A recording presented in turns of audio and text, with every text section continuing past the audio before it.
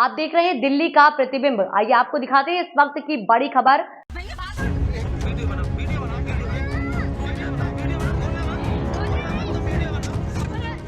उत्तर प्रदेश के बदायूं जिले में सिविल लाइंस थाना क्षेत्र के अंतर्गत कार सवार परिवार बीती 19 अगस्त को बिसौली से बतौर जाते समय कुछ लोगों ने हाईवे पर हमला बोल दिया था। रास्ते से कार हटाने को लेकर पहले दोनों पक्षों के बीच विवाद हुआ।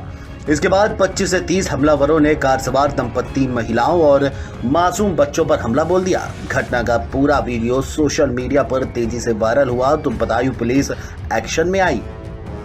पीड़ित आलोक उपाध्याय के परिवार पर हमला करने वाले मुख्य आरोपी वैभव राठौर को पुलिस ने गिरफ्तार कर लिया।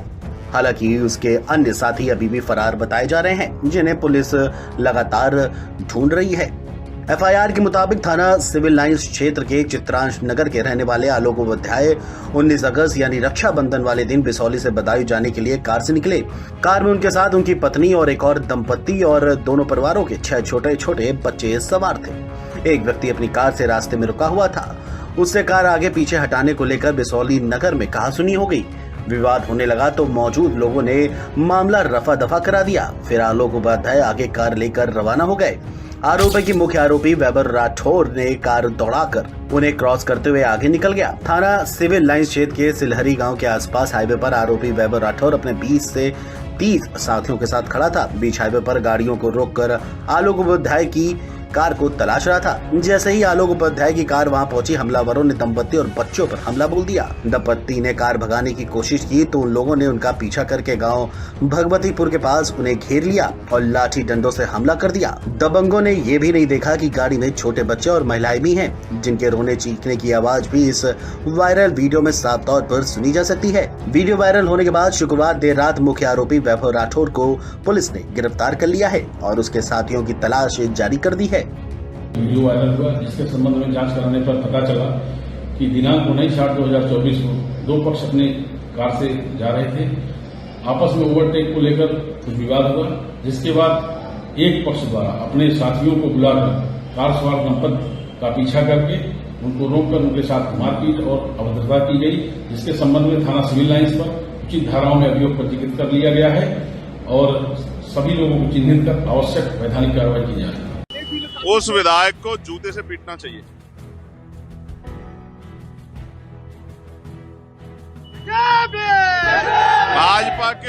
भाजपा के नेताओं के कुछ नेताओं के दिमाग खराब हो गए।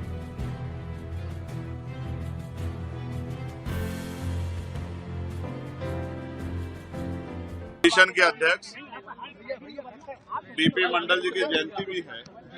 उन्हीं की जयंती के अवसर पर मामला रामस्वरूप वर्मा जी के इन दोनों ही महान पुरुषों के जयंती और उनके अवसर पे जो है एक कार्यक्रम हम लोगों ने सामाजिक न्याय सम्मेलन हमने रखा है बांदा में, उसमें मैं शामिल होऊंगा। उत्तर प्रदेश में जिस तरह के हालात चल रहे हैं, उसमें जिस तरह से अखबार पढ़ने पे तमाम महिलाओं के साथ हत्याएं, रेप, चोरी, डकैती, भ्रष्टाचार खबरें आ रही है, ये उत्तर प्रदेश की कानून व्यवस्था और जो गरीबों, कमजोरों, किसानों की दमन की राजनीति चल रही है, ये उसका सच है।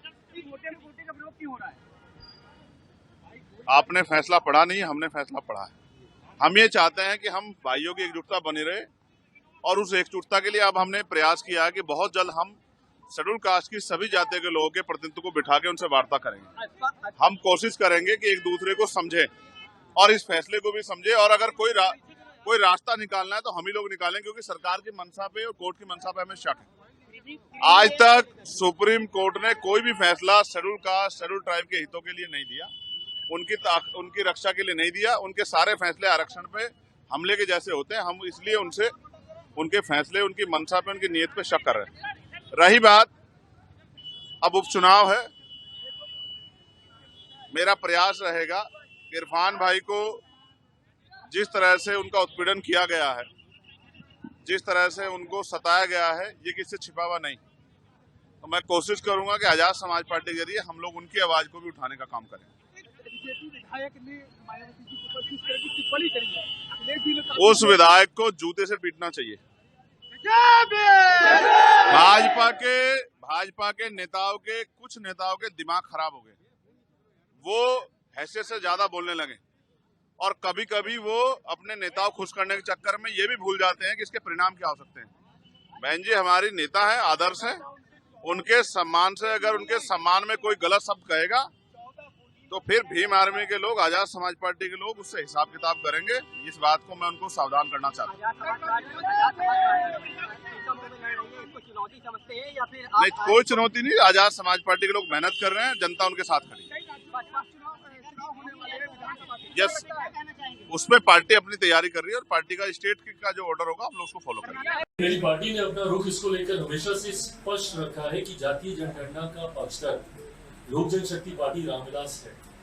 हम लोग चाहते हैं कि जातीय जनगणना, ये आंकड़े कम से कम सरकार के पास होने चाहिए। मैं इन आंकड़ों को सार्वजनिक करने का पक्षधर नहीं हूँ। मैं मानता हूँ कि ऐसे आंकड़े समाज में डिवाइड क्रिएट करेंगे। कई बार न्यायालय के द्वारा भी आबादी को लेकर मांग की गई है, पूछा गया है कई बार सरकारों से कि फलाना जाति की क्या आबादी है। मेरी पार्टी ने अपना रुख इसको लेकर हमेशा से स्पष्ट रखा है कि जातीय जनगणना का पक्षधर लोक जनशक्ति पार्टी रामविलास है। हम लोग चाहते हैं कि जातीय जनगणना हो। इसका कारण है कई बार राज्य सरकार और केंद्र सरकार कई ऐसी योजनाएं बनाती हैं जो उस जाति को मद्देनजर रखते हैं, उसको मुख्य धारा के साथ जोड़ने की सोच के साथ वो योजनाएं तैयार की जाती हैं। ऐसे में उस जाति की आबादी कितनी है ये जानकारी सरकार के पास कम से कम होनी चाहिए, ताकि उसके अनुपात में राशि आवंटित की जा सके उस योजना को लेकर या उस जाति को मुख्य धारा के साथ जोड़ने को लेकर। ये आंकड़े कम से कम सरकार के पास होने चाहिए। मैं इन आंकड़ों को सार्वजनिक करने का पक्षधर नहीं हूँ। मैं मानता हूँ कि ऐसे आंकड़े समाज में डिवाइड क्रिएट करेंगे। ऐसे में मैं चाहता जरूर हूँ, कई बार न्यायालय के द्वारा भी आबादी को लेकर मांग की गई है, पूछा गया है कई बार सरकारों से कि फलाना जाति की क्या आबादी है। तो ऐसे में ये आंकड़े मैं मानता हूँ कि कम से कम सरकारों के पास होने चाहिए। आप युवा नेता हैं, तो क्या झारखंड में अब अलग से चुनाव लड़े या गठबंधन के साथ लड़े? युवाओं को कितना टिकट देंगे? डेफिनेटली मेरी प्रायोरिटी रहेगी। मैं एक अपना एमवाई समीकरण है मेरा, जहाँ पे महिला है और युवा है। मैं जातीयता और सांप्रदायिकता से हटकर युवाओं की जमात और महिलाओं की जमात की मैं सोच रखता हूँ और मैं चाहता हूँ। लिमिटेड सीटों पर मैं लोकसभा का चुनाव लड़ रहा था, बट फिर भी मैंने सुनिश्चित किया कि नारी शक्ति अधिनियम कम से कम मेरी पार्टी में लागू हो। 5 में से 2 सीटों पर मेरी महिला सांसद है। Shambhavi one of the youngest member parliament. Bina ji है यहाँ पर। युवा जोश भी है, अनुभव भी है और महिला रिप्रेजेंटेशन भी है और युवा सांसद भी है। Rajesh is way younger than me. Arun ji है यहाँ पर। शांभवी भी यंग। बीना जी इस कैटेगरी से थोड़ा सा बाहर है। हम भी आप ही के साथ। तो ये मेरी प्राथमिकता जरूर है। युवा महिलाओं को ज्यादा से ज्यादा पार्टी टिकट दे, ये प्रायोरिटी है। झारखंड इलेक्शन जब 5 साल होता है तो एक बार आप नजर आते हैं, आपकी पार्टी नजर आती है, आपके संगठन नजर आते हैं, एक आध सीट पे आप चुनाव लड़ते हैं। इसको क्या माना जाए? आप एक तरफ कहते हैं कि मेरा जन्म जो है बिहार में हुआ था, जब मैं जन्म मेरा हुआ था उसमें बिहार ही था। दूसरी तरफ झारखंड को लेकर आपकी पार्टी इस तरह की मंशा रखती है, तो इस पर आप क्या कहेंगे? नहीं, आपकी बात बिल्कुल सही। ये सोच जल्द आप लोगों के साथ साझा की जाएगी। ये तमाम ऐसे ही विषय हैं जिसको लेकर पार्टी अध्ययन कर रही है और अपना मैनिफेस्टो हम लोग लेकर आएंगे।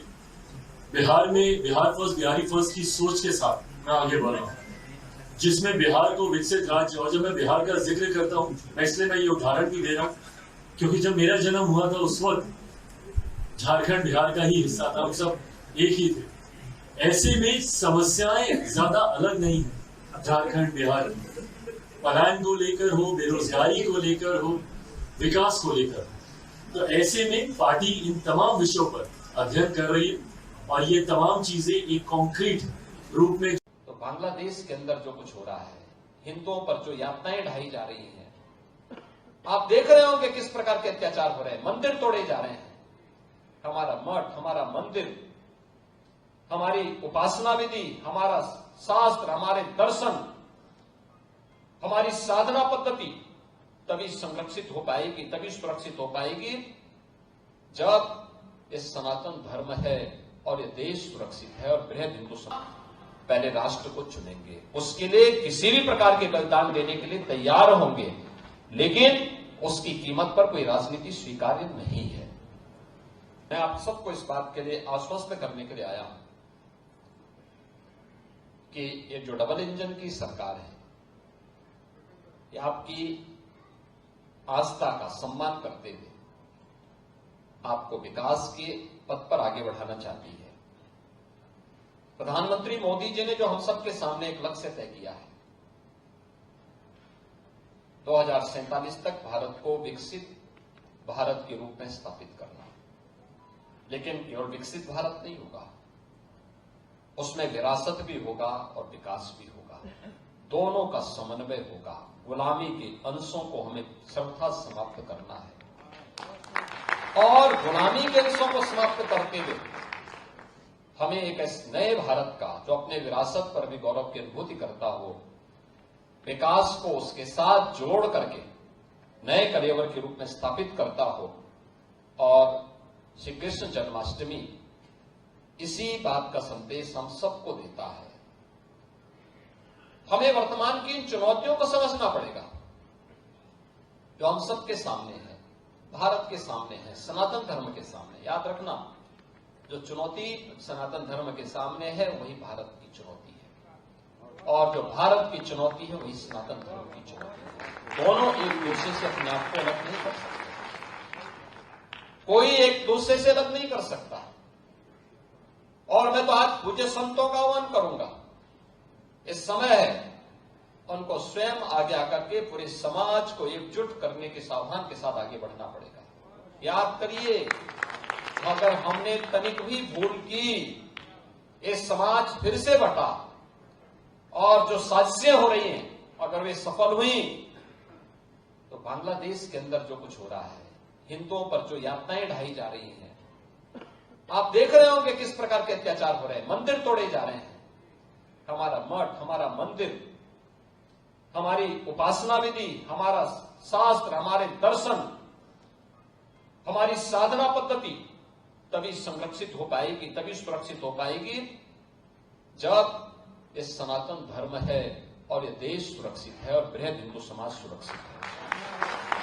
हमें इसके लिए कार्य करना होगा, लगातार कार्य करना होगा, प्रयास करना होगा, एक एक को जोड़ना पड़ेगा, एक एक को अपने साथ जोड़ना पड़ेगा। भेदभाव के लिए कोई जगह नहीं होनी चाहिए। विभाजनकारी उन ताकतों को बेनकाब करना होगा जो केवल अपना उल्लू सीधा करने के लिए समाज को बांटना चाहती है, तमाम वादों के आधार पर बांटना चाहती है।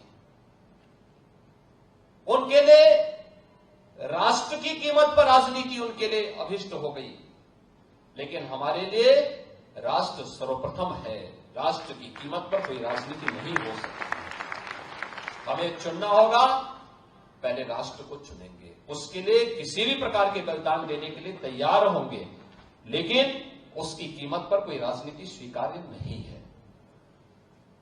लेकिन आज जिस प्रकार के दृश्य दिखाई दे रहे हैं, जिस प्रकार की बातें हो रही हैं, जिस प्रकार की चीजें चल रही हैं, आपने देखा होगा इन सब के मुंह बंद है बांग्लादेश की घटना पर। कोई बोलना नहीं चाहता क्योंकि उन्हें भय है, अगर वो बोलेंगे तो उनके वोट बैंक खिसकते हुए दिखाई देंगे। उनके पैरों के नीचे की जमीन जिस पर वे लोग खड़े हैं, वे अंगारे उनको ही जलाते हुए दिखाई दे रहे होंगे, और इसलिए वे मौन हैं, बोल नहीं सकते।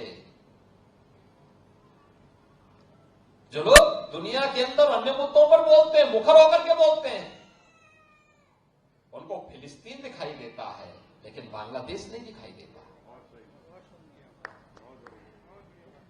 उनको दुनिया के अंदर अन्य जगह दिखाई देती है, लेकिन बांग्लादेश नहीं दिखाई दे रहा है, क्योंकि वहां मंदिर तोड़े जा रहे हैं और हिंदू मारा जा रहा है, संतों पर अत्याचार हो रहा है। और इसीलिए हम सबको वर्तमान की चुनौतियों को देखना पड़ेगा। याद करना, 1947 के पहले बांग्लादेश भी भारत का हिस्सा था। हमें यह नहीं भूलना चाहिए। और 1971 में बांग्लादेश को बचाने में हमारे सैनिकों ने भी बलिदान दिया था। हजारों सैनिकों ने बलिदान दिया था। पाकिस्तान को मुंह की खानी पड़ी थी। पाकिस्तान के 95,000 से अधिक सैनिकों को भारत के बहादुर जवानों के सामने समर्पण करना पड़ा था। और विश्व के इतिहास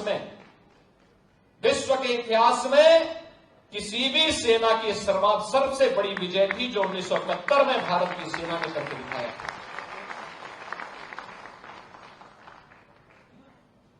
इसलिए हम सबको वर्तमान में अपने आप को उसके लिए तैयार करना होगा, देखना होगा। यह देश रहना चाहिए, सनातन धर्म हर हाल में रहना चाहिए, हमारी विरासत का हर हाल में संरक्षण होना चाहिए। और उसी विरासत के संरक्षण की दिशा से ये विकास के कार्य उसके साथ जोड़े जा रहे हैं, उसको आगे बढ़ाने का काम हो रहा है। मुझे पूरा विश्वास है कि हमारा ये ब्रज क्षेत्र अपनी इस विरासत को संरक्षित करते हुए निरंतरता को आगे बढ़ाते हुए आगे बढ़ेगा, कोई संदेह नहीं होना चाहिए। और मैं आपको इस बात के लिए आश्वस्त करता हूं कि केंद्र और राज्य शासन दोनों मिलकर के इस अभीष्ट लक्ष्य की प्राप्ति करने के लिए जो कुछ भी सर्वोत्तम होगा वो हम करेंगे, हम लोग करेंगे, कहीं पीछे नहीं हटेंगे, किसी भी स्थिति में पीछे नहीं हटेंगे, कभी पीछे नहीं हटेंगे। इसके लिए जो भी प्रयास करने होंगे। और आज मुझे प्रसन्नता है कि आज से 7 वर्ष पहले जब यूपी की चर्चा होती थी, यूपी की चर्चा किन मुद्दों पर होती थी? यूपी की चर्चा दंगों के कारण होती थी, यूपी की चर्चा जवाहरबाग जैसी घटनाओं के कारण होती थी, यूपी की चर्चा गुंडागिर्दी और अराजकता के कारण होती थी। आज उत्तर प्रदेश की चर्चा जब होती है तो वह यहां के रंगोत्सव से होती है, जन्मोत्सव से होती है, जन्माष्टमी के आयोजन से होती है। अयोध्या धाम में 500 वर्षों की 505 सदी की इंतजार को समाप्त करते हुए अयोध्या में रामलला के पुनः विराजमान होने को लेकर के होती है, काशी की कायाकल्प को लेकर के होती है, वैष्णो कुंभ को लेकर के होती है, प्रयागराज कुंभ को लेकर के होती है। तीर्थ धामों के विकास के लिए जो कुछ किया जा रहा है वह उस रूप में होती है। और विकास के रूप में भी आज उत्तर प्रदेश की चर्चा होती है। आज लोगों को लगता है कि हां, अब उत्तर प्रदेश प्रश्न प्रदेश नहीं है, आज उत्तर प्रदेश अनलिमिटेड पोटेंशियल का प्रदेश बन चुका है। उत्तर प्रदेश वह सब कुछ करने की सामर्थ्य रखता है जो देश चाहता है। और भारत को $5 ट्रिलियन की इकोनॉमी बनाने में जिस उत्तर प्रदेश को पहले विकास का बैरियर माना जाता था, आज उत्तर प्रदेश अपनी विरासत और विकास का बेहतरीन समन्वय के माध्यम से भारत के विकास का ग्रोथ इंजन बन करके तेजी के साथ उसमें योगदान देने के लिए अपने आप को तैयार कर रहा है। और ये विकास की योजनाओं का जो आज लोकार्पण और शिलान्यास हो रहा है, बहुत हर्षित हो रहा हूं कि ऐसा सौभाग्य मिला कि आज कृष्ण जन्माष्टमी के दिन पे जन्मस्थान मंदिर में यहाँ आऊं। बहुत ही कृष्ण जी की कृपा है ये। आज जब लाला का जन्म होगा 12 बजे तो पूरे विश्व भर में राधा राधा जय श्री कृष्णा गुंजायमान होगा। आप यहाँ मौजूद रहने वाले आप तैयारियों को किस तरीके से देखते हैं? यहाँ पर लाखों की संख्या में श्रद्धालु मौजूद है, क्या महसूस हो रहा है, क्या अंदर महसूस कर पा रहे हैं? प्रशासन ने बहुत ही अच्छी तरीके से, एडमिनिस्ट्रेशन ने इंतजाम करके रखा हुआ है। लाखों लोग हैं लेकिन फिर भी सब कुछ स्मूथली चल रहा है, बहुत अच्छी बात है। गवर्नमेंट ने बहुत अच्छे से किया है, मंदिर प्रशासन ने बहुत अच्छे से किया है। राधे राधे। दिव्या जी, आप कहाँ से आई हैं और आज श्री कृष्ण जी का जन्मोत्सव होने वाला है, कितनी खुशी है चेहरे पर आपके दिखाई दे रही है? जी हाँ, मैं गुड़गांव से आई हूँ और बहुत ही सौभाग्य से आज के दिन मुझे यहाँ पे दर्शन करने को मिला है। बस भगवान का शुक्रिया करना चाहते हैं कि बहुत ही अच्छे दर्शन हो रहे हैं सुबह सुबह। जी बहुत अच्छा लग रहा है यहाँ पे आके, बहुत सौभाग्य है यहाँ पे आए हैं। श्री राधा कृष्ण भगवान की दर्शन हो गए, बहुत अच्छा से हुए दर्शन, कोई दिक्कत नहीं है, बहुत अच्छा लग रहा है यहाँ पे आने के बाद। यही करना चाहते हैं, बहुत अच्छा लग रहा है और हम हर साल आते हैं इसी तरह किशन जी का बर्थडे मनाने के लिए और मुझे बहुत अच्छा लगता है। इसलिए बोलो राधे राधे, बोल बंसैया लाल की जय। मैं गाजियाबाद से आया हूँ और जन्माष्टमी के अवसर पे मैं आता ही रहता हूँ और इस बार आकर के यहाँ पे ऐसा लग रहा है कि मानो कि दिल प्रफुल्लित हो जा रहा है। मंदिर प्रांगण से लेके पूरा शहर सजा हुआ है, भगवान के नाम से गूंज रहा है पूरा शहर। हम लोगों को बहुत अच्छा लग रहा है। प्रभु हमेशा बुलाते रहे, बस यही प्रभु से कामना है। श्री कृष्ण समस्त देशवासियों, सनातन धर्मावलंबियों, भगवान श्री कृष्ण के भक्तों को लाला के 5251वें जन्मदिन की कोटि बधाई, मंगल कामनाएं, शुभकामनाएं। अनंत लीला पुरुषोत्तम भगवान श्री कृष्ण की पुण्य प्राकट्य भूमि, पुण्य जन्म भूमि पर लाला का जन्म महोत्सव बहुत ही भव्यता, धूमधाम और दिव्यता के साथ मनाया जा रहा है। श्री ठाकुर जी के भक्त देश विदेश से लाला के जन्म महोत्सव में सम्मिलित होने के लिए पधारे हैं। संत और शास्त्रों का मत है कि देव देवादिदेव महादेव भी जिस महोत्सव में सम्मिलित होने के लिए पधारते हैं, कामना करते हैं, ऐसा श्री कृष्ण जन्मभूमि पर आयोजित होने वाले इस दिव्य महोत्सव की तैयारियां अद्भुत और अनुपम है। रोम रोम प्रति लागे कोटि कोटि ब्रह्मांड, जिसके एक रोम से अनंत कोटि ब्रह्मांडों का जन्म हुआ, उस अजन्मे ने जन्म की लीला की है इस पवित्र भूमि पर। आज के दिन श्री कृष्ण जन्मभूमि का महत्व वैकुंठ से भी ज्यादा बताया गया है। वैकुंठ में तो चिरंतन नारायण का वास है ही, लेकिन नारायण ने पूर्णावतार, प्रेमावतार, रसावतार रूप में भगवान श्री कृष्ण के स्वरूप में इस धरा पर प्राकट्य लेकर एक मानवता को रास्ता दिखाया। भगवान श्री कृष्ण का जो चरित्र है, जो हमारी आत्मा, हमारे शरीर, हमारे मन सबको प्रभावित करता है, ऐसा दिव्य जो महोत्सव है, उसको हम सब लोग आज सम्मिलित हैं और आनंद अनुभूति कर रहे हैं। श्री कृष्ण जन्माष्टमी के महोत्सव, व्रत, अनुष्ठान का महत्व स्वयं भगवान श्री कृष्ण ने अपने श्रीमुख से युधिष्ठिर जी को बताया। श्री युधिष्ठिर जी अपने बंधु बांधवों के साथ मथुरापुरी पधारे और उन्होंने यहाँ पर बहुत ही भव्यता और दिव्यता के साथ श्री कृष्ण जन्माष्टमी महोत्सव का आयोजन किया, व्रत का पारण किया। कन्हैया का जन्म हुआ कंस के कारागार के, जब वसुदेव जी ने कन्हैया को मूर्छला आसन सूप में स्थापित किया तो कंस के कारागार के ताले टूट गए, जंजीरें टूट गई, बेड़ियां टूट गई, हथकड़ी टूट गई, पहरेदार सो गए। अर्थात श्री वसुदेव जी के सामने कोई भी सांसारिक बंधन नहीं रहा। तो भगवान का प्राकट्य महोत्सव हम सांसारिक बंधनों से ऊपर उठ के मनाएं, हम सांसारिक प्रपंचों से ऊपर उठ के मनाएं। आज के दिन श्री कृष्ण चिंतन करें, श्री किशोरी जी का, राधा जी का चिंतन करें, व्रत करें और इस महोत्सव का दिव्यता और भव्यता के साथ आनंद लें। जो भगवान श्री कृष्ण के जन्म महोत्सव में जो सम्मिलित होने पधारे हैं, वो तो कोटिश बधाई के पात्र है। लेकिन जो भी श्रद्धालु आपके माध्यम से इस महोत्सव के दर्शन कर रहे हैं, इस महोत्सव का श्रवण कर रहे हैं, इस महोत्सव का मनन कर रहे हैं, उनको भी वही पुण्य की प्राप्ति होगी जो आज श्री कृष्ण जन्म स्थान पर सम्मिलित होकर भक्त प्राप्त कर रहे हैं। उन्हें आज आप देखेंगे कि भगवान ने दिव्य सोम चंद्र का पोशाक धारण की है। चंद्रवंशी भगवान श्री कृष्ण, सोमवंशी भगवान श्री कृष्ण की इस पोशाक में सोमवंश की लता पता बेलों को उत्कीर्ण किया गया है। सुंदर रेशम का कार्य, जरदोजी का कार्य है, जरी का कार्य सिल्क के वस्त्र पर किया गया है। भगवान का बड़ा मनोहारी स्वरूप है।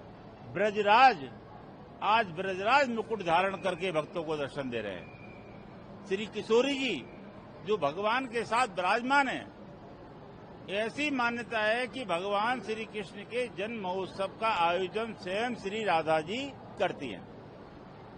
तो ये जो आप इस महोत्सव का आनंद ले रहे हैं, इसका एक दिव्यता और भव्यता है। और इस महोत्सव की जो गरिमा और जो भव्यता है, आप देखेंगे कि 5251वां जन्मदिन है। चूंकि भगवान ने चतुर्भुज नारायण के रूप में प्राकट्य लिया और भगवान के 4 भुजाओं में शंख, चक्र, गदा और पद्म, पद्म माने पद्म पुष्प जो है, पुष्प है, उसको कमल को पद्म नाम है। तो आज भगवान इस पद्म कांति पुष्प बंगले में विराजमान होकर भक्तों को दर्शन दे रहे हैं। सोमचंद्र का पोशाक धारण करके भगवान का स्वरूप अनुपम और निराला है। जन्म महोत्सव का मुख्य कार्यक्रम रात्रि 11 बजे श्री गणेश नवग्रह पूजन के साथ शुरू होगा। तदुपरांत 1008 कमल पुष्प और तुलसी जी के साथ भगवान का सहस्त्रार्चन होगा। सहस्त्रार्चन के उपरांत रात्रि 12 बजे भगवान का प्राकट्य के साथ ही संपूर्ण मंदिर परिसर ढोल, नगाड़े, मृदंग, झांझ, मजीरे की मंगल ध्वनि से गुंजायमान हो उठेगा। भगवान की प्रकट आरती शुरू हो जाएगी। तदुपरांत कामधेनु स्वरूपा स्वर्ण मंडित रजत गाय का जो स्वरूप है, उसकी पयोधर दूध की धारा से भगवान का प्रथम अभिषेक होगा। तदुपरांत रजत कमल पुष्प में विराजित श्री ठाकुर जी का पंचामृत, दिव्य औषधि, केसर आदि से अभिषेक संस्थान के अध्यक्ष पूज्य चरण महंत नृत्य गोपाल दास जी महाराज के दिव्य सानिध्य में संपन्न होगा। 12:50 में ठाकुर जी की श्रृंगार आरती होगी और रात्रि 1:30 बजे तक मंदिर में परिसर में भक्तों का प्रवेश रहेगा। उत्तर प्रदेश के मुख्यमंत्री योगी आदित्यनाथ भी मथुरा में मौजूद हैं। कल उन्होंने तमाम परियोजनाओं का सौगात दिया मथुरा यूपी को। आज वो यहाँ पर जन्मोत्सव के तमाम कार्यक्रमों में शामिल रहने वाले हैं। क्या कुछ वो व्यवस्था है और उसको लेकर के क्या कुछ तैयारियां? राम, शिव और कृष्ण इस भारत की आत्मा है और ये कहना पूर्णतः सत्य होगा कि गोरक्ष पीठाधीश्वर परम पूज्य योगी आदित्यनाथ जी महाराज के हृदय में राम, कृष्ण और शिव सदैव सर्वदा विराजमान रहते हैं। पूज्य महाराज श्री ने संपूर्ण प्रदेश का चतुर्दिक विकास तो कर ही रहे हैं, तीर्थों पर भी ध्यान दिया है। आज श्री कृष्ण जन्मस्थान के भव्य सौंदर्यीकरण हो, श्री कृष्ण जन्मस्थान के चारों तरफ का विकास कार्य हो, वृक्ष 84 कोस में विकास कार्य हो, काशी में विकास कार्य हो, अयोध्या में विकास कार्य हो। तो हमारे श्रद्धेय मोदी जी के दिव्य निर्देशन में परम पूज्य योगी आदित्यनाथ जी महाराज निरंतर लगे हुए हैं। तो पूज्य महाराज श्री योगी आदित्यनाथ जी आज भगवान श्री कृष्ण के जन्म महोत्सव में सम्मिलित होने के लिए पधार रहे हैं। इससे सभी ब्रजवासी, श्रद्धालु और भगवान श्री कृष्ण के भक्त अभिभूत हैं। वास्तव में धर्मनिरपेक्ष सरकार है। कम से कम शासक को ये डर तो नहीं है कि मंदिर में जाने से मुझ पर सांप्रदायिकता का ठप्पा लग जाएगा। तो पूज्य योगी जी का हम अभिनंदन करते हैं, वंदन करते हैं, नमन करते हैं और वो भगवान श्री कृष्ण पूज्य महाराज श्री भगवान के जन्म महोत्सव में सम्मिलित होकर निश्चित ही अलौकिक आनंद को प्राप्त करेंगे और हम उस आनंद के साथ साथ पूज्य योगी जी का आशीर्वाद, उनका सानिध्य।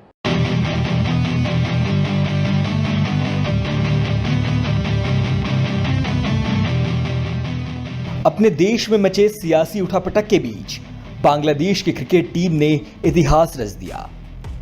नजमुल हसन शंटो की कप्तानी में बांग्लादेश ने पहली बार पाकिस्तान को कोई टेस्ट मैच हराया है। पहले अद्भुत बल्लेबाजी और फिर चमत्कारिक गेंदबाजी के बूते बांग्लादेश ने विदेशी सरजमी पर अपनी सिर्फ 7वीं टेस्ट जीत दर्ज की। इससे पहले बांग्ला टाइगर्स ने वेस्टइंडीज, जिम्बाब्वे, श्रीलंका और न्यूजीलैंड में जाकर ही टेस्ट मैच जीते थे। आज मैच के आखिरी दिन जब मुकाबला शुरू हुआ तो ड्रॉ की ओर बढ़ता नजर आ रहा था, लेकिन मेहदी हसन मिराज और शकीब अल हसन ने क्रमशः 4 और 3 विकेट लेकर पाकिस्तान की कमर तोड़ कर रख दी। घर में खेले गए पिछले 9 टेस्ट में पाकिस्तान की ये 5वीं हार है। आपको जानकर हैरानी होगी कि इस दौरान पाकिस्तान एक भी मैच नहीं जीत पाया। पिछले 9 मैच में से 4 मुकाबले ड्रॉ पर खत्म हुए तो 5 मैच पाकिस्तान गंवा बैठा। इस तरह 2 टेस्ट मैच की सीरीज में अब बांग्लादेश के पास 1-0 की अजय लीड है। दूसरा और आखिरी मैच इसी मैदान पर 30 अगस्त से खेला जाएगा। इस मैच में बांग्लादेश के लिए उसकी स्पिन गेंदबाजी के अलावा अपनी पहली पारी 6 विकेट पर 438 रन पर घोषित करने वाली पाकिस्तानी टीम अपनी दूसरी पारी में मैच के आखिरी दिन सिर्फ 146 रन ही बना पाई। मोहम्मद रिजवान को छोड़कर किसी भी बल्लेबाज ने क्रीज पर टिकने की जहमत तक नहीं उठाई।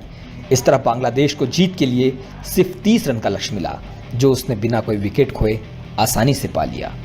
बांग्लादेश की इस जीत में मेहदी हसन मिराज और शकीब अल हसन की स्पिन गेंदबाजी के अलावा मुशफिकुर रहीम के शानदार 191 रन भी काम आए।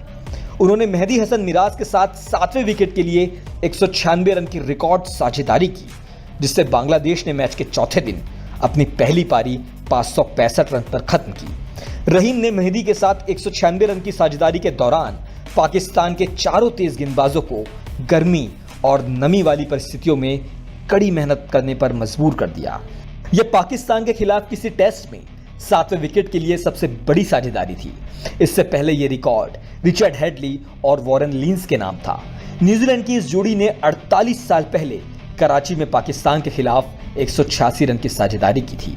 मुशफिकुर ने अपनी 8.5 घंटे से ज्यादा की मैराथन पारी के दौरान 341 गेंद में 1 छक्का और 22 चौके जड़कर बांग्लादेश को पहली पारी में 117 रन की बड़ी बढ़त दिलाई।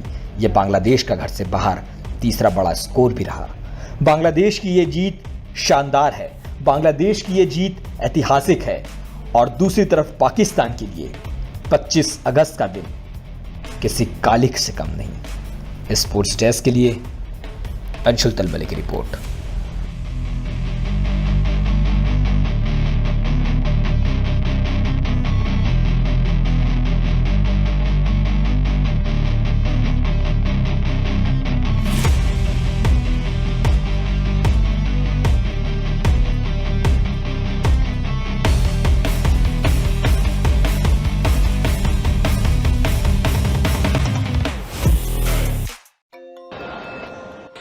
I can't tell you what I'm feeling. India मेरे से एक्सपेक्ट कर रहा है और मैं उस पर खरा उतरूंगा। तो हम क्या क्या कर सकते हैं, ये पिछले ओलंपिक में भी हमने पैरा एथलीट्स ने दिखाया है। मेरा ब्रॉन्ज था तो मैं इस बार ज्यादा एक्साइटेड हूँ क्योंकि मुझे इस बार अपना कलर चेंज करना है। तो मैं वेट कर रहा हूँ कि जल्दी से टूर्नामेंट स्टार्ट हो।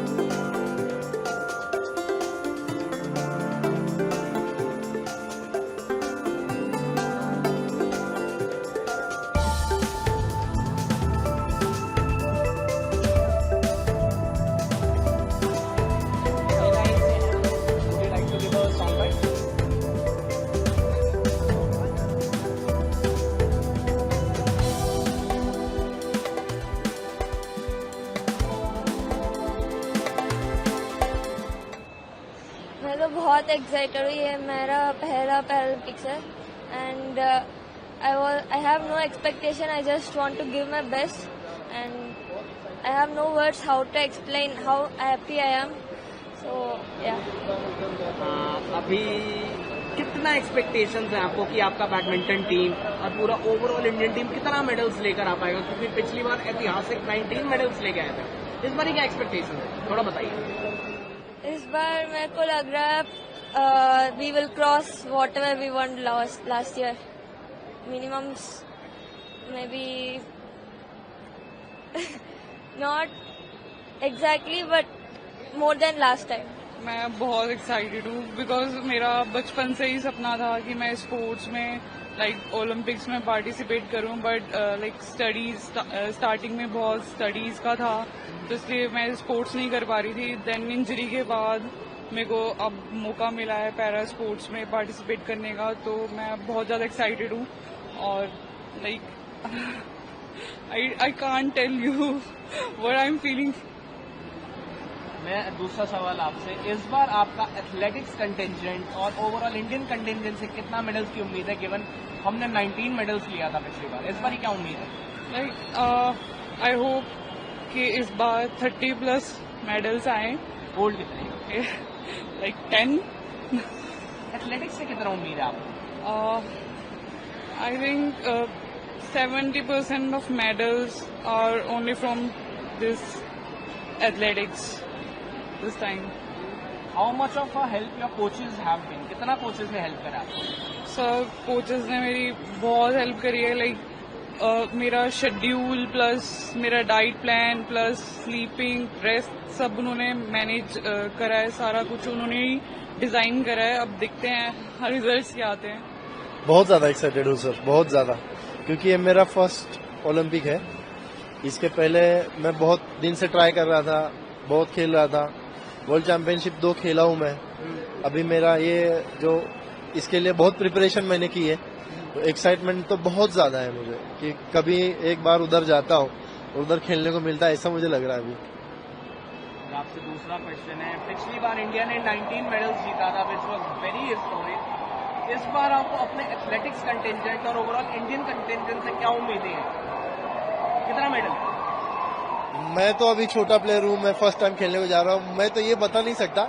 हाँ, लेकिन इंडिया मेरे से एक्सपेक्ट कर रहा है और मैं उसमें खरा उतरूंगा। क्या प्रिपरेशन रही है, कैसी प्रिपरेशन रही है अभी तक आपकी? प्रिपरेशन तो मेरी बहुत अच्छी रही है। मेरे कोच साहब, मेरे सब डाइटिशियन, न्यूट्रिशनिस्ट, फिजियोज, सब ने मेरे पे बहुत मेहनत की है। और Paralympic committee of India, Paralympic committee of Maharashtra, उन्होंने भी मेरे पे बहुत ज्यादा मेहनत की है। तो देखते हैं अभी ओलंपिक में अच्छा परफॉर्म करे और होप कि गोल्ड ही लेके आए। गवर्नमेंट ने स्पोर्ट्स पर्सन को बहुत हेल्प किया है एंड कोई भी हेल्प में, नो मैटर व्हाट स्पोर्ट, कोई भी मतलब वो नहीं होता, डिस्क्रिमिनेशन नहीं होता। तो अभी तक टॉप स्कीम, खेलो इंडिया, अभी स्वयं के एक्सेसिबिलिटी मेजर्स, ये सब अब बताइए कि आपका क्या क्या हेल्प हुआ है, किस किस वे में आपको बेनिफिट्स मिले हैं? हाँ, मैं 2007 से पैरा में खेल रहा हूँ। तो पैरा एथलेटिक्स में जब स्टार्ट किया तब से मतलब मुझे सब पॉजिटिव ही चीजें मिली है। जैसे 2019 से सब मिल रहा है हमको। मैं भी 2022 से टॉप्स में हूँ, तो इंडियन गवर्नमेंट से सब मिल रहा है जो एबल एथलीट्स को मिलता है। और जो सब फैसिलिटीज अगर हमको मिलती है तो हम क्या क्या कर सकते हैं, ये पिछले ओलंपिक में भी हमने पैरा एथलीट्स ने दिखाया है। और इस बार भी आप देख लो कि जब हमको सब कुछ मिलेगा, मतलब सब फैसिलिटीज जो सब एबल बॉडी वालों को मिलता है, वो पैरा वालों को भी मिल गया, तो हम बहुत अच्छा परफॉर्म करते हैं, बहुत अच्छा परफॉर्मेंस हमारा आता है और उससे बहुत मेडल हमारे बढ़ते हैं। तो होप कि इस बार भी हमारा वही हो कि अच्छा खेले हम सब और अच्छा रिजल्ट आए। मेरी अभी 4 साल की जो मेहनत है उसको दिखाने का अभी वक्त आया है। तो हम अभी इंडिया के लिए मैं कोशिश करूंगी कि मैं मेडल जीत पाऊं। पिछली बार इंडिया ने 19 मेडल्स लिए, विच वाज अ रिकॉर्ड। इस बार आपको अपने टेबल टेनिस कंटेंजेंट और ओवरऑल इंडियन कंटेंजेंट से कितने मेडल्स की उम्मीदें हैं? इस बार टोक्यो में 19 मेडल आए थे पैरा के, तो इस बार तो मुझे ज्यादा मेडल लग रहे हैं। मुझे तो मैं कुछ वो आंकड़ा नहीं दे सकती, पर मुझे इतनी होप है कि ज्यादा ही ज्यादा मेडल आएंगे इस बार। आपको गोल्ड कितना आपको उम्मीद लगता है? Gold medal? गोल्ड का तो मुझे कॉन्फिडेंस है, डबल डिजिट्स? यस, पर हम 100% कोशिश कर सकते हैं, बाकी ऊपर वाला देखते हैं। मैं देखिए लास्ट टाइम 2020 में खेला मैंने और इसमें मेरा ब्रॉन्ज था, तो मैं इस बार ज्यादा एक्साइटेड हूँ क्योंकि मुझे इस बार अपना कलर चेंज करना है। तो मैं वेट कर रहा हूँ कि जल्दी से टूर्नामेंट स्टार्ट हो और मैं उसमें खेलूँ। मुझे लगता है इस बार सिर्फ बैडमिंटन मुझे लगता है 10 के राउंडिंग ले आएंगे, सिर्फ बैडमिंटन की बात। लास्ट टाइम हम लोग 4 मेडल लाए थे बैडमिंटन के, और मुझे उम्मीद है कि अगर पूरा कंटीजेंट देखा जाए तो 25 से अबव ही जाएगा। तीसरा क्वेश्चन थोड़ा सा नेगेटिव न्यूज है, प्रमोद भागवत है, unfortunately he is missing out this time. कोई एंटी डोपिंग वायलेशन, तो उन्होंने कहा कि एक टेक्निकल ग्लिच है, but nonetheless he is missing and वो कितना बड़ा सेटबैक है इंडिया के लिए गिवन वो गोल्ड मेडलिस्ट। देखिए, सबसे पहली बात तो ये कहूंगा कि सिर्फ वो नहीं, हम भी उनको मिस कर रहे हैं, क्योंकि एक तो वो गोल्ड मेडलिस्ट ऑब्वियसली उन्होंने डेब्यू किया था, और आप देखेंगे तो मेरे डबल्स के पार्टनर भी रह चुके हैं, हम लोग साथ में भी खेले, और लास्ट टाइम भी उन्होंने मेरे को हरा के फाइनल्स पहुंचे थे। तो मैं ये जानता हूं कि एक मेडल कंटेंडर इतने ज्यादा तगड़े वाले हैं कि अगर वो जाते हैं तो मेडल तो श्योर था, और वो नहीं होने से हम बहुत मिस कर रहे हैं। इंडिया का एक नुकसान है। अब वो ग्लिच है क्या है, वो तो टेक्निकल इशू है, वो बीडीए लोग ज्यादा अच्छे से जान पाएंगे, वो अच्छे से जान पाएंगे, उनके मैनेजर जान पाएंगे, लेकिन हम एज अ प्लेयर हम खुद उनको बहुत ज्यादा मिस कर रहे हैं, क्योंकि एक इंडिया का मेडल हम खुद खो रहे हैं।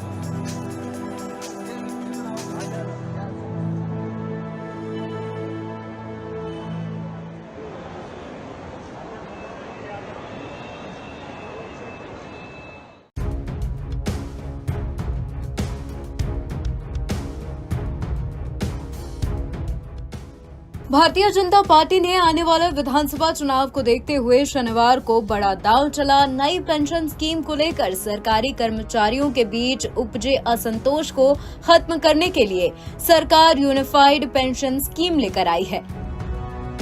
इस नई स्कीम से बीजेपी की कोशिश कांग्रेस की तरफ मुड़ रहे सरकारी कर्मचारियों को अपने पाले में खींचना भी है। बीजेपी भी भलीभांति जानती है कि कांग्रेस ने ओल्ड पेंशन स्कीम को फिर से बहाल करने के अपने वादे के चलते हिमाचल का गढ़ छीना था। आने वाले महीनों में जम्मू कश्मीर, झारखंड, महाराष्ट्र और हरियाणा में चुनाव हैं। ऐसे में पार्टी का शीर्ष नेतृत्व इसे पूरी तरह से लुभाने का प्रयास करेगा। सरकारी कैडर विशेष रूप से दिल्ली में, जहां फरवरी में चुनाव होने हैं, भाजपा का वोट बैंक रहे हैं। इससे उलट राज्य चुनाव में ओपीएस बहाली की मांग को बीजेपी को हराने के लिए एक रणनीतिक छड़ी के रूप में इस्तेमाल किया गया था। हिमाचल प्रदेश में इसका असर दिखा और कांग्रेस ने फिर से एक बार वहां वापसी की। हालांकि पार्टी मध्य प्रदेश में किसी भी नुकसान से बच गई और उसने राज्य में लोकसभा और विधानसभा दोनों चुनाव में व्यापक रूप से जीत हासिल की थी। हालांकि लोकसभा चुनाव में ये मुद्दा कम था, लेकिन मुखर सरकारी कर्मचारियों के एक वर्ग की नाखुशी स्पष्ट थी। कई पर्यवेक्षकों ने यह अनुमान लगाया कि आगामी चुनाव की लड़ाई में ये कारक हो सकता है। करीब 18 महीने की मेहनत के बाद यूपीएस यानी यूनिफाइड पेंशन सिस्टम को लागू करने का फैसला लिया गया हरियाणा और जम्मू कश्मीर में विधानसभा चुनाव से पहले, जिसके लिए तारीखों की घोषणा कर दी गई है। महाराष्ट्र और झारखंड में भी इसी साल विधानसभा चुनाव होने हैं। कांग्रेस ने विधानसभा चुनाव में ओपीएस की पुरजोर वकालत की थी, लेकिन राजस्थान, मध्य प्रदेश और छत्तीसगढ़ में चुनावी झटके के बाद ओपीएस पर वो चुप थी। लोकसभा चुनाव के घोषणा पत्र में इसका उल्लेख नहीं था। केंद्रीय मंत्री अश्विनी वैष्णव ने इस योजना पर कैबिनेट के फैसले के बारे में विस्तार से बताते हुए कहा कि कैसे कांग्रेस ने इसे हिमाचल और राजस्थान में एक बड़ा चुनावी मुद्दा बना दिया, लेकिन पार्टी द्वारा राज्य में कभी भी ओपीएस लागू नहीं किया गया, जिससे ये एक भ्रम बन गया। उन्होंने कहा कि कांग्रेस हमेशा कर्मचारियों के प्रति असंवेदनशील रही है, जो हिमाचल और राजस्थान में दिखी। पार्टी ने दोनों राज्यों में वादे किए, लेकिन ओपीएस को लागू करने में विफल रही। भ्रम पैदा करने की उनकी राजनीति एक बार फिर से बेनकाब हो गई। उन्होंने आगे कहा कि दूसरी ओर यूपीएस पीएम मोदी के नेतृत्व में एक सुविचारित योजना है, क्योंकि ये पूरी तरह से राज्य द्वारा वित्तीय पोषित है और अंतरपीढ़ी समानता का वादा करती है। मंत्री ने कहा कि इसके अलावा वर्तमान में आवश्यकता के अनुसार इसे धन प्रदान किया जाएगा, भविष्य के लिए भी इसे नहीं छोड़ा जाएगा, जैसा कि कांग्रेस ने हिमाचल और राजस्थान में किया था। प्रयागराज से प्रतापगढ़ रेल मार्ग पर एक व्यक्ति सोता हुआ नजर आया। लोको पायलट की समय रहते उस पर नजर पड़ गई। ये शख्स इतनी गहरी नींद में सो रहा था कि उसे ट्रेन के इंजन की आवाज तक नहीं सुनाई दी। भाई, अब नींद आए तो थका हारा इंसान कहीं भी सो सकता है। सोशल मीडिया पर तेजी से वायरल हो रहे इस वीडियो को देखकर आप भी इस बात पर पूरी तरह विश्वास करने लगेंगे। वीडियो में एक शख्स रेलवे लाइन की पटरी पर लेटकर ऊपर से छाता लगाकर अपने हाथ को बगल में गर्दन के नीचे तकिया की तरह दबाकर चैन की नींद लेता दिखाई दे रहा है। उसे इस बात की चिंता नहीं कि अगर अचानक से ट्रेन आ जाए तो जान कैसे बचेगी। अरे बचेगी भी या नहीं, वो तो भला हो ट्रेन ड्राइवर का। उसने समय रहते व्यक्ति को पटरी पर लेटा हुआ देख लिया, नहीं तो किसी अनहोनी से इनकार नहीं किया जा सकता था। अब ये वीडियो सोशल मीडिया पर तेजी के साथ वायरल है और इसे शेयर कर यूजर्स खूब मजे भी ले रहे हैं। साथ ही कई लोग तो ट्रेन ड्राइवर की सराहना करते भी दिख रहे हैं। सोशल मीडिया पर इस वायरल वीडियो पर तरह तरह के कमेंट्स आ रहे हैं। एक यूजर लिखता है, इसे कहते हैं घोड़े बेचकर सोना। तो दूसरा यूजर लिखता है, लोको पायलट ध्यान नहीं देता तो बंदा उठता नहीं उठ जाता। तो एक और ने कमेंट कर डाला कि खतरों के खिलाड़ी का विजेता घोषित कर दो चाचा को। साथ ही एक ने तो रेल मंत्री पर ही मौज ले ली कि रेल मंत्री को रील बनाता देखकर रेल का ड्राइवर भी रील बनाने लगा। इसके अलावा एक यूजर ने तो चाचा के स्टाइल पर ही कमेंट कर डाला और लिखा, इलाहाबाद है गुरु, यहाँ चचा का अलग ही स्वैग है। चचा की नींद के आगे ट्रेन को भी नतमस्तक होना पड़ गया। बता दें कि ये मामला प्रयागराज के मऊ आयमा होते हुए प्रतापगढ़ जाने वाले रेलवे ट्रैक का है। बीते 21 अगस्त को एक ट्रेन प्रयागराज से रवाना हुई। जब वो मऊ आयमा रेलवे क्रॉसिंग के पास से गुजरते हुए फ्लाईओवर ब्रिज पर पहुंची तो आगे का नजारा देखकर ड्राइवर हैरान रह गया। एक अधेड़ उम्र का व्यक्ति पटरी पर हरे रंग की शर्ट पहनकर चैन से सो रहा था। बारिश और धूप से बचने के लिए उसने बाकायदा काले रंग की छतरी भी लगा रखी थी। ड्राइवर तुरंत ही ट्रेन से नीचे उतरा और व्यक्ति को गहरी नींद से जगाया। शख्स इतनी गहरी नींद में था कि उसे ट्रेन की आवाज तक नहीं सुनाई पड़ी।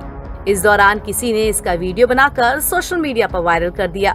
वैसे पिछले कुछ दिनों में यूपी रेल हादसों की वजह से जबरदस्त चर्चा में रहा है। कल ही बिजनौर में किसान एक्सप्रेस 2 भाग में बंट गई। ट्रेन का इंजन 13 बोगियों को लेकर 4 किलोमीटर आगे निकल गया, वहीं इसके 8 डिब्बे पीछे छूट गए। ये गाड़ी झारखंड के धनबाद से फिरोजपुर जा रही थी। हादसा रविवार सुबह 4 बजे मुरादाबाद के आगे स्योहारा और धामपुर रेलवे स्टेशन के बीच हुआ। इस ट्रेन में यूपी पुलिस कांस्टेबल परीक्षा के कुछ छात्र भी थे, जिन्हें आनन फानन में बसों से या अन्य साधनों से भेजा गया। ऐसे में चलिए अब रेल की पटरी पर सोते हुए इस शख्स के वीडियो से कम सीरियस माहौल थोड़ा हल्का हुआ। हालांकि इस बात से इनकार नहीं किया जा सकता है कि कोई भयानक हादसा भी हो सकता था।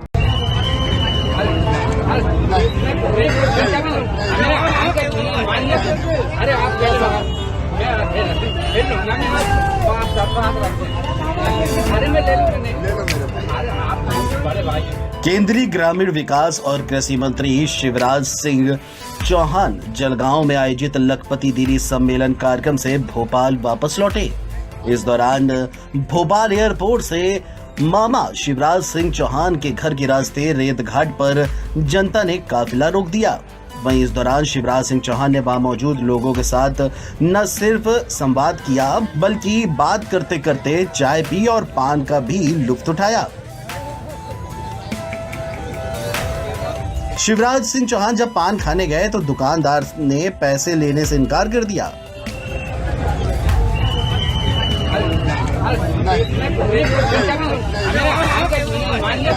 अरे आप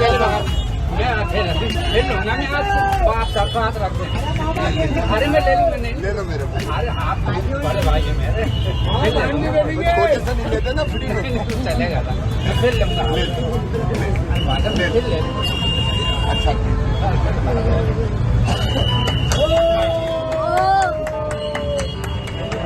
इस दौरान इसी मामले को लेकर दोनों के बीच प्यार भरी तकरार देखने को मिली।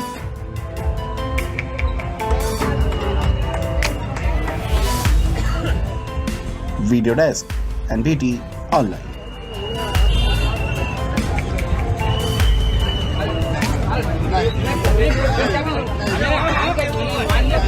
अरे आप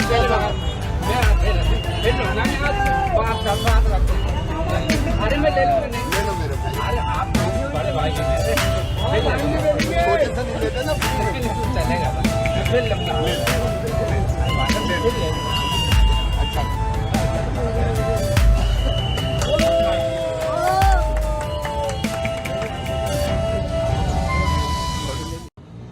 कि चुनाव भाजपा हारेगी और हारेगी नहीं, बहुत बुरे तरह से हारेगी। सूप बोले चलनी बोले। ओम प्रकाश की क्या हैसियत है समाजवादी पार्टी के सामने, अखिलेश के सामने और अवधेश प्रसाद के सामने, उसकी कोई हैसियत नहीं। एक तो जन्माष्टमी का कल महापावन पर्व है, जन्माष्टमी के महान पावन पर्व पर आप सबको हार्दिक बधाई देता हूं और आप सबका अभिनंदन करता हूं, स्वागत करता हूं और आपके प्रति आभार प्रकट करता हूं कि आपने मुझसे बात कर हमारी बात को देश और प्रदेश और सब जगह पहुंचाने के लिए आप आए हो। अब सवाल करिए। आपके बेटे चुनाव लड़ रहे हैं, टिकट फाइनल हो गया है? देखिए, ऐसा है कि मिल्कीपुर का चुनाव यूं तो बाई इलेक्शंस जो 10 हैं, लेकिन भारतीय जनता पार्टी इस चुनाव को राष्ट्रीय चुनाव मानकर चुनाव लड़ रही है और भारतीय जनता पार्टी चूंकि 54 फैजाबाद जो मर्यादा पुरुषोत्तम राम की धरती है अयोध्या, वहां से भारतीय जनता पार्टी हारी है और वहां की महान जनता ने, देवतुल्य मतदाताओं ने इस बात का संदेश पूरे देश और दुनिया में दिया है कि इस देश में अब धर्म पर आधारित राजनीति नहीं चलेगी। अब राजनीति चलेगी आपसदारी की, भाईचारा की और संविधान बचाने की। बाबा साहब भीमराव अम्बेडकर ने जो संविधान और पीडीए की राजनीति चलेगी, आरक्षण की राजनीति है, आपसदारी, भाईचारा, विकास की।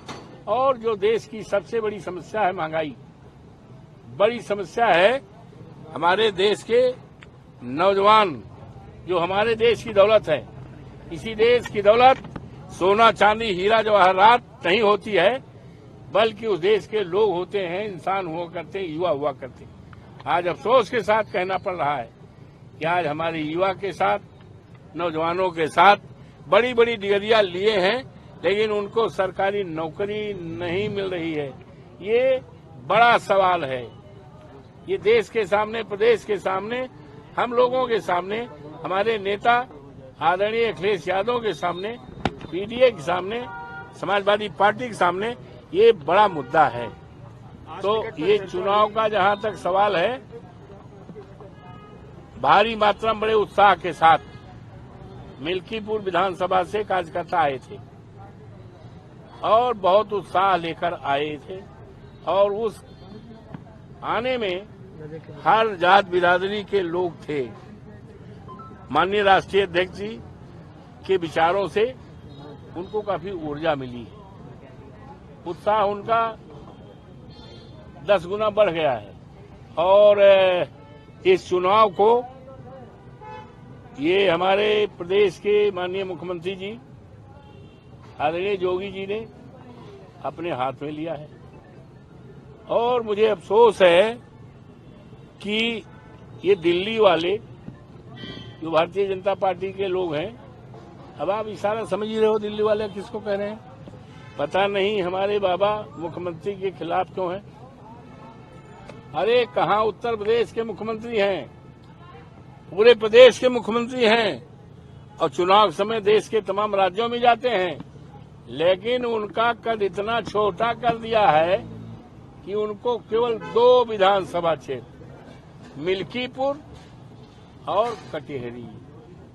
ये दिल्ली वाले जानते हैं कि भारतीय जनता पार्टी हारेगी, मिल्कीपुर से बहुत वोट से हारेगी भाजपा और कटिहारी से भी हारेगी।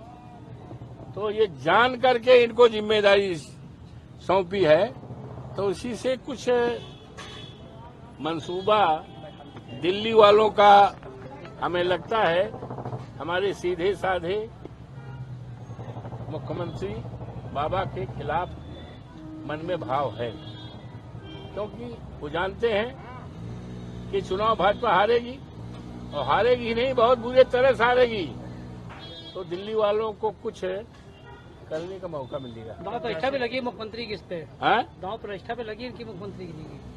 अरे भैया, तो कहते नहीं है इस चुनाव को, उन्होंने चुनाव को बना दिया है योगी बनाम अवधेश प्रसाद। तो अवधेश प्रसाद के साथ जनता है, अवधेश प्रसाद अकेले नहीं। वहाँ की सभी जात बिरादरी के लोग हैं, हर समुदाय के लोग हैं और इन्हीं लोगों ने हमें 35-35 हजार वोट से जिताया था 12 में। इस चुनाव में भी जो 4 जून को जीते इसमें भी जिताया है और जितना हमेशा जिताया है, तो इनका मन वही है और पूरी तरह से तैयारी है। भारतीय जनता पार्टी बुरी तरह से हारेगी और वो जानते हैं कि अवधेश प्रसाद के रहते, समाजवादी पार्टी के रहते विकास हुआ है। बाबा का जादू चलेगा नहीं, इसका मतलब मिलके में जादू चलेगा नहीं? नहीं, कुछ नहीं। जादू को लेकर कुछ फाइनल हो गया? सब घोषणा है, प्रत्याशी को भी जानकारी है और जो वोट देंगे उनको भी जानकारी है कि किसको लड़ना है, किसको हमें जिताना है। मगर आपकी अपनी जानकारी दी है, जानकारी दे दी थोड़ी सी। अब हमने तो बता दिया, अब समझदारी इतनी होनी चाहिए। अरे भाई आप समझ जाओ कि जो आए थे हमारे क्षेत्र के 500-600 से ज्यादा आए थे और लोगों को पता है कि कौन लड़ेगा, तैयारी भी हो रही है और जो जिसको लड़ना उसको भी पता है। हम लोग की शुभकामनाएं आपके साथ। तो धन्यवाद और जन्माष्टमी की ढेर सारी बधाइयां हो। ये महान पावन पर्व आप सबके लिए मंगलमयी हो, यही कामना के साथ आपको बहुत बहुत धन्यवाद। लगातार चर्चा चल रही है, आपके बेटे का नाम सामने आ रहा है, क्या कुछ अपडेट है? ऐसा है, माननीय राष्ट्रीय अध्यक्ष जी मिल्कीपुर के बड़ी तादाद में कार्यकर्ता आए थे, समर्थक आए थे और नेता लोग आए थे, बहुत खुश थे, बड़ा उत्साह है और राष्ट्रीय अध्यक्ष जी से मिले और राष्ट्रीय अध्यक्ष जी से मिलने के बाद वो बहुत ऊर्जावान हो गए और भारतीय जनता पार्टी पूरी तरह हारेगी। बसपा सुप्रीमो मायावती ने आज एक पोस्ट किया है और कहा है कि हम कांग्रेस सपा से कभी गठबंधन नहीं करेंगे, ये लोग आरक्षण के विरोधी हैं, एससी ओबीसी और जो एसटी हैं उनको अपने दम पे खड़ा होना होगा। ऐसा है, बहन जी ने तो हमारे नेता के प्रति आभार भी व्यक्त किया है, इसकी बात क्यों नहीं करते हो? हमारे नेता माननीय अखिलेश के प्रति बहन जी ने तो आभार व्यक्त किया है कि उन्होंने जो विधायक ने उनके खिलाफ बात कही थी तो उसके खिलाफ हमारे नेता ने बात कही थी, उस पर बहन जी ने हमारे नेता अखिलेश यादव के प्रति आभार जताया है। हाँ, धन्यवाद दिया है। राजभर ने कहा है कि जो है आप लोग चाहे कुछ कर लें, मिल्कीपुर और कचहरी से चुनाव नहीं जीत सकते। अरे यार, सूप बोले चलनी बोले। ओम प्रकाश की क्या हैसियत है समाजवादी पार्टी के सामने, अखिलेश के सामने और अवधेश प्रसाद के सामने? उसकी कोई हैसियत नहीं। वो 6 पीड़िताएं सारे बच्चियां 5 से 8 साल की उम्र की बच्चियां हैं। उनके साथ विगत 2 महीने में उस मौलवी द्वारा फोन वीडियो दिखाकर उन बच्चियों को उर्दू पढ़ाने के आड़ में उनको अलग करते हुए तो उन बच्चियों को बारी बारी से फोन वीडियो दिखाने के उपरांत जो है उन बच्चियों के साथ दरिंदगी और ये सब हरकत करना सामने आया था।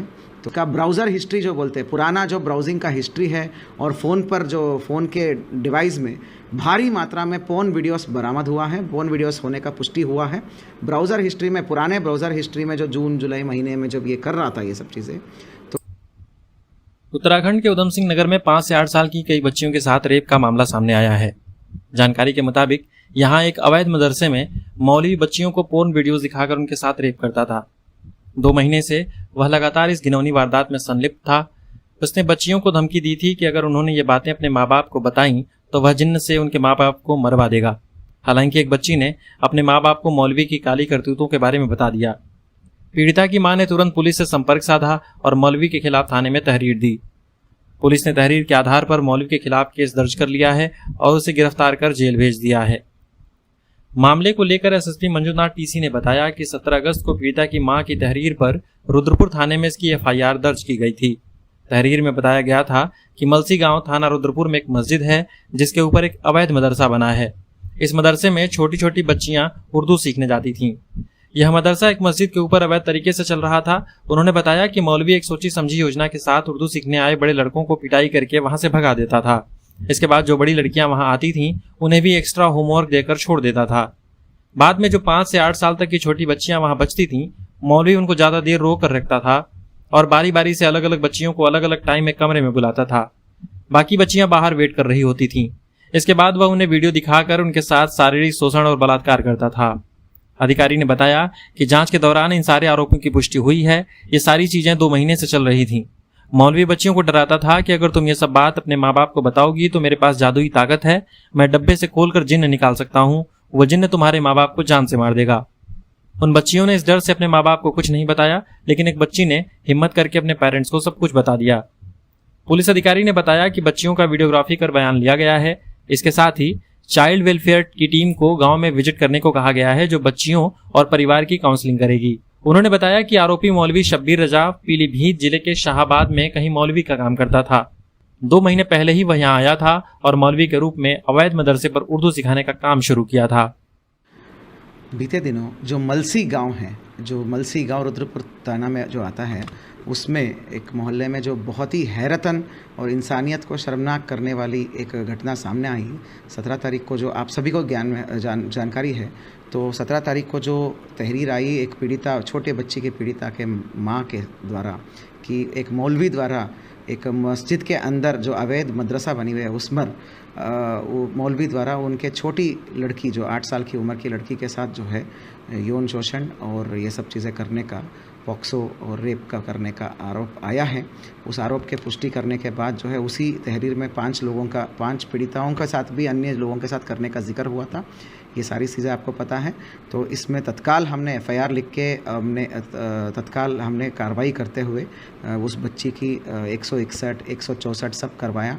उसके बाद अन्य सारे पीड़िताओं के चीज़ें मतलब उत्पीड़न का, बेसिकली बलात्कार और पॉक्सो का अपराध करने का वो सामने आया है एविडेंस। उसके आधार पर हमने 18 तारीख को हमने तत्काल जो है मौलवी को जेल भेज दिया गया था, न्यायिक रिमांड में चला गया था। वो रेप और पॉक्सो की धाराओं में वो न्यायिक हिरासत में चला गया था।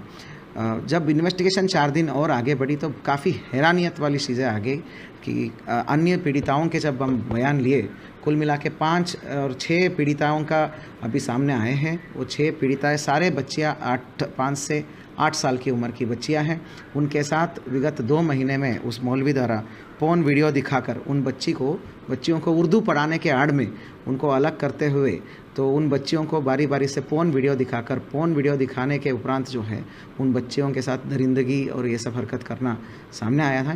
तो कुल मिला के अभी तक 3 बच्चियों का 164 की बयान हमने करा दिया है जज के सामने, मजिस्ट्रेट के सामने। इसमें सारे पीड़िता बच्चियों ने अपने परिवार के मौजूदगी में जज के सामने इस चीज़ का मतलब बयान दिया है और ये सब चीज़ें अपराध होने का पुष्टि हुआ है। और भी अन्य बच्चों का भी हम बयान 164 की बयान हम कराएंगे। तो कुल मिला के काफ़ी हैरतन ये बातें हैं को इसका जो वारदात का विस्तार है बहुत बड़ा है।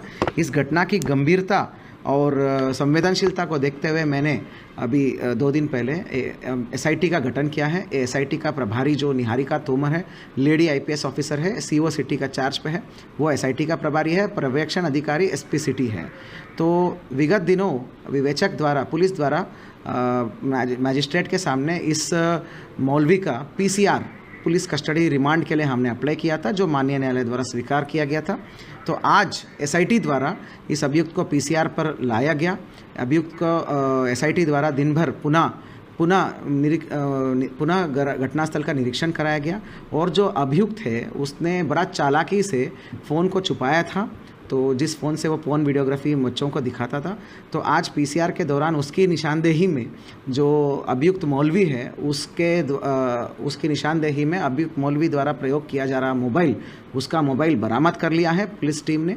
और उस मोबाइल में प्रथम दृष्टया जो है उसका ब्राउज़र हिस्ट्री जो बोलते हैं, पुराना जो ब्राउजिंग का हिस्ट्री है और फ़ोन पर जो फ़ोन के डिवाइस में भारी मात्रा में पोर्न वीडियोस बरामद हुआ है, पोर्न वीडियोस होने का पुष्टि हुआ है। ब्राउज़र हिस्ट्री में, पुराने ब्राउज़र हिस्ट्री में जो जून जुलाई महीने में जब ये कर रहा था ये सब चीज़ें, तो उस समय जो है उस समय का काफ़ी भारी मात्रा में पोर्न देखने का हिस्ट्री पुष्टि हुआ है। वो सारी चीज़ें बहुत अहम साक्ष्य हमें मिला है। अभी इस चीज़ को हमने बरामद तो किया ही है फ़ोन का, मौलवी का फ़ोन को, और आगे इसका फॉरेंसिक जांच पर भेजकर फॉरेंसिक लैब से हम जो है उसकी ब्राउज़र हिस्ट्री और सारे तकनीकी डेटा हम रिपोर्ट्स हम प्राप्त करेंगे। ये निश्चित रूप से बहुत ही बड़ा एक इन्वेस्टिगेशन की एक तरीके से निर्णायक मोड़ है, जिसमें एक बहुत अच्छी हाई क्वालिटी टेक्निकल एविडेंस हमको बरामद हुआ है। ये बच्चियों को जो पोर्न वीडियोस वो दिखाता था, वो सारी चीज़ें, वो मोबाइल बरामद हुई है और उसमें वो सारी चीज़ें होने का पुष्टि पाया गया प्रथम दृष्टया। फोरेंसिक जांच में और भी पुष्टि हो जाएगी, आगे विवेचना जारी रहेगी SIT द्वारा, और हम इसको बाद में चार्जशीट होने के उपरांत फास्ट ट्रैक कोर्ट की मांग करेंगे माननीय जिला न्यायालय से, और इसको कड़ी से कड़ी सज़ा दिलाने का हम यथासंभव प्रयास करेंगे। और हमारा हर अथक प्रयास रहेगा कि इसको भी फांसी की सज़ा तक बढ़ाने का हमें, और सख्त से सख्त धारा जो भी बन रहा है हम लीगल स्टडी करके सारे धारा उनका वृद्धि करेंगे। जो भी हार्ड सेक्शंस जो भी बन सकता है घटना के अनुरूप वो सेक्शंस डालेंगे, और उसके उपरांत एविडेंस कलेक्शन के उपरांत फास्ट ट्रैक कोर्ट के लिए हम रिक्वेस्ट करेंगे। और हमारी कोशिश यही रहेगी उधम सिंह नगर पुलिस व SIT द्वारा कि उसको सख्त से सख्त सज़ा मिले। Thank you. PCR के उपरांत वापस एज पर रूल्स जो शाम तक था उसकी पुलिस कस्टडी, अब हमने पुलिस SIT द्वारा सारे ये विवेचनात्मक कार्रवाई होने के उपरांत उसको पुनः जेल में दाखिल कर लिया गया। ये थी इस वक्त की बड़ी खबर। बाकी खबरों के लिए आप देखते रहिए दिल्ली का प्रतिबिंब।